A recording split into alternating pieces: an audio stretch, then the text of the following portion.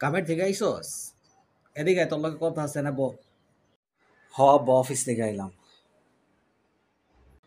তুই চাকরি বাকরি করস, এই যে 3টা রোজা যাইতাছে গা, টাকা পয়সা পাস নাই? আজকে 5 মাস ধরে এখন তুই টাকাই পাস না, টাকাই পাস না, টাকাই পাস না। বাপ তুই খাবি কি? তোর সংসার চলবো কেমনে?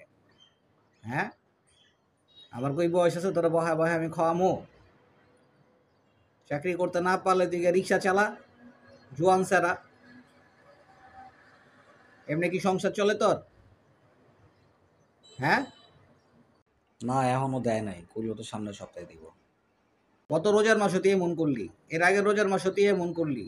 ভাবে এমনি কি সংসার চলে ক আমারে? তোরা লাইলা পাইলা বড় করছি হুদা খাওয়ার লিগা? হ্যাঁ, তুই এখন তুই রোজার বাজেটটা পর্যন্ত করতে পারলি না। তোর মতো পোলা থাকার থেকে তোর না থাকা ভালো রে বাপ। সঠিক সময় নিজের পাওনা টাকা না পেলে বাবা মা ভাই বোন আত্মীয় স্বজন পাড়া প্রতিবেশী সবার কাছে না মাথাটা নিচু করে রাখতে হয়।